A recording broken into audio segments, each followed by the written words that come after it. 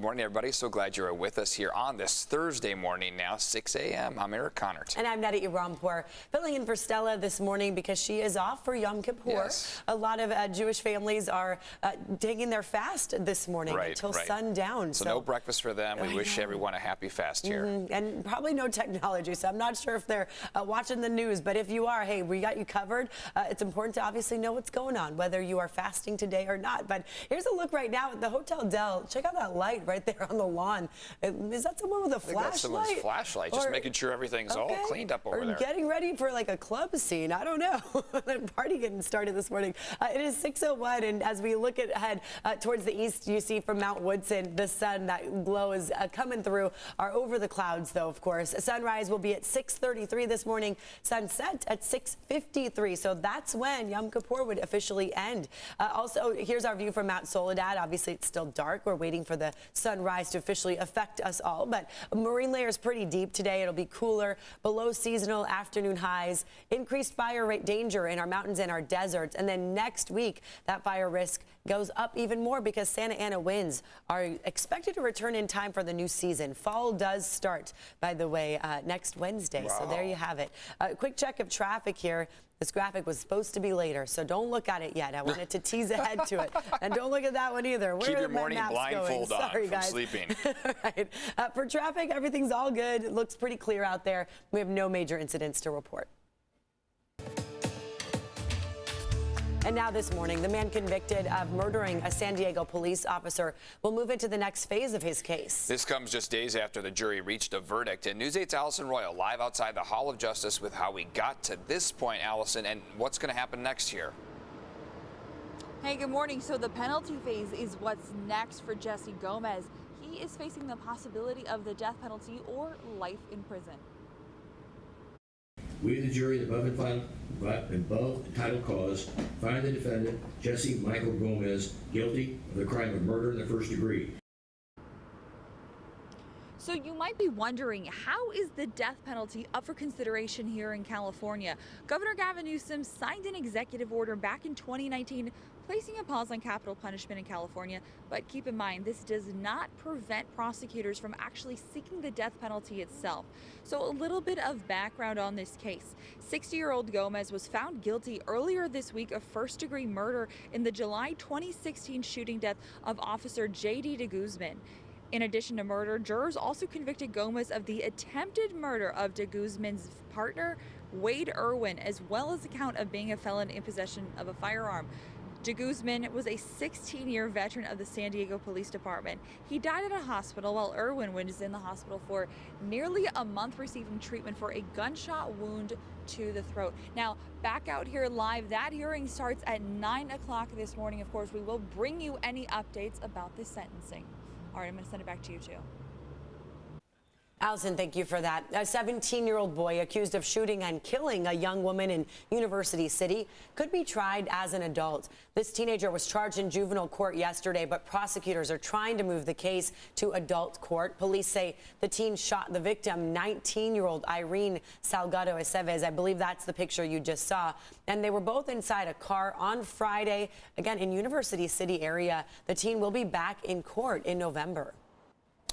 Well, the issue of vaccine mandates is picking up once again, this time in the South Bay. The Imperial Beach City Council now weighing the options for its workforce during a meeting. News 8's Chris Groh joining us live in IB with what the council decided, along with some reaction. Of course, always mixed reviews with this. Good morning to you, Chris.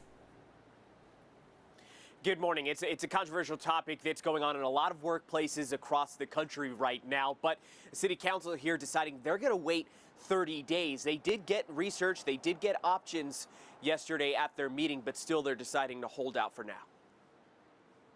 Employers may require employees to receive an FDA-approved vaccination. As we know, as of August 23rd, Pfizer has been approved for a 2-dose. So remember, this would be for city staff only, but still, let's roll through what was presented yesterday. They have 6 options. Mandate vaccines for all IB employees, or they risk being fired. They could also just mandate vaccines for new hires, mandate vaccination or weekly testing. That's an option there.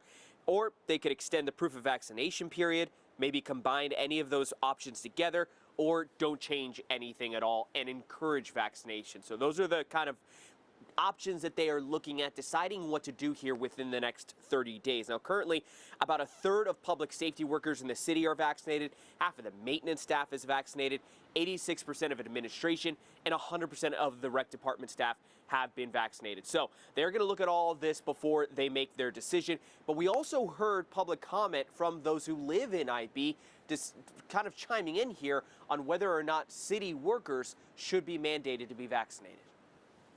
I encourage you to tread lightly regarding mandating the COVID-19 vaccinations for our city staff. Healthcare workers have given everything that we have to our community, and we are tired. Tired because more people are not getting vaccinated.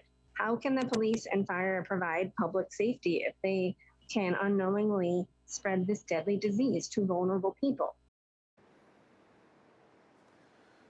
And look, one of the main reasons that the IB City Council says that they'll be waiting for the next 30 days, part because they want to see if the federal government, if the Biden administration puts forth any different type of mandates or other requirements. Eric and Netta. Chris Groh, live in IB. Thank you for that. An FDA advisory panel will meet tomorrow about booster shots for anyone who received the Pfizer and Moderna COVID vaccines. And this comes ahead of the September 20th rollout date that's set by the White House. It all still depends on FDA and CDC approval. Now, the FDA also released new documents from Pfizer that claim protection from its vaccine declines after 6 months, but then increases to 95% after a third shot. If you visit Los Angeles soon, remember to bring proof of vaccination. LA County is now requiring vaccinations at indoor bars, wineries, breweries, lounges, and nightclubs. It'll also apply to outdoor events with 10,000 or more people. The new health order expected to be issued tomorrow. People will need one shot by October 7th and to be fully vaccinated by November 4th. The Chula Vista Elementary School District without a school board president this morning. Kate Bishop stepping down at the end of last night's meeting due to tweets from years before her election. So this may have come as a surprise to a lot of people. She apologized to anyone who may have been offended by her tweets. Bishop will continue to serve as a school board member. The board has not said when the president's spot will be filled.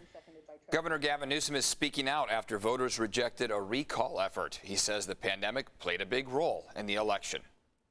We shouldn't be timid in trying to protect people's lives and mitigate the spread and transmission of this disease. That it's the right thing to do, but it's also a motivating factor in this election. This is an off-year, off-month election, and the turnout was off the charts because people were motivated because they understood what was at stake. The consequences were that clear. And Democrats, I hope. You can watch the rest of the interview today on CBS Mornings starting at 7 a.m. There's a new movement to change California's recall process. Democratic state lawmakers just announced the initiative, saying many are frustrated the state spent over $270 million on this election. They are proposing making it more difficult for recalls to qualify for the ballot. Any changes would have to be approved by the voters.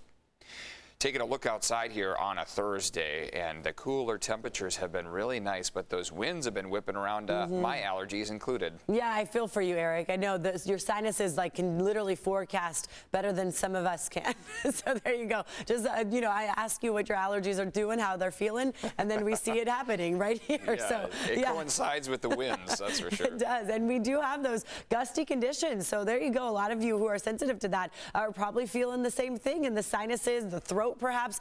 The ragweed, as Eric was saying, is sensitive to that too. So that's getting churned around because we do have strong gusty conditions we've had for the past couple days in the mountains and deserts mainly. But overall, each afternoon, really things are starting to mix around in our air. So Mount Woodson's view right now, as you see the sun, that early morning glow. Let's take you from the mountain to the beaches, because we've also been talking about our beach hazard statement for at least 3 days. Well, that has now expired. The Weather Service is backing off on it now. 3 to 4 foot waves right now down. That's what we're going to continue to see for the next couple days. So the swell that we had, it's kind of starting to simmer down a little bit. You'll notice it at the beaches, and the rip current risk is now moderate instead of high. Water temperature 65 degrees. It's a little cool in the water, and that's a big reason why we're all feeling cool on land. When the water temperature is 65 degrees, you can see why the coastal temperatures are also right around 65 degrees, especially as we see that coastal breeze coming in. It really does impact us here whenever the winds are coming in from the ocean.